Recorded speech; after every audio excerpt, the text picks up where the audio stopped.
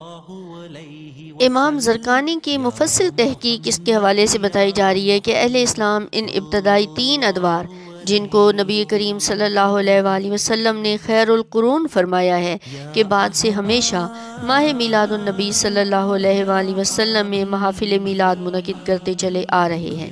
یہ عمل اگرچہ بدعت ہے مگر بدعت حسنہ ہے، جیسا کہ امام سیوطی رحمۃ اللہ علیہ نے فرمایا ہے، اور مدخل میں ابن الحجاج کے کلام سے بھی یہی مراد ہے۔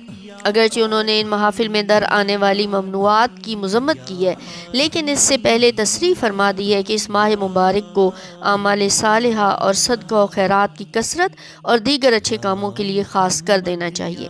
میلاد منانے کا یہی طریقہ پسندیدہ ہے۔ حافظ ابو خطاب بن داہیہ کا بھی یہی موقف ہے۔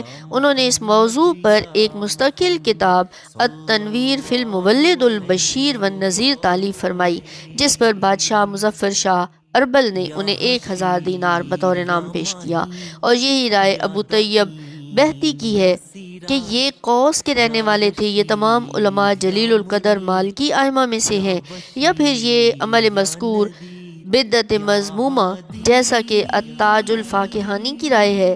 امام سیوطی نے ان کی طرف منسوب عبارات کا حرف بحرف رد فرمایا ہے۔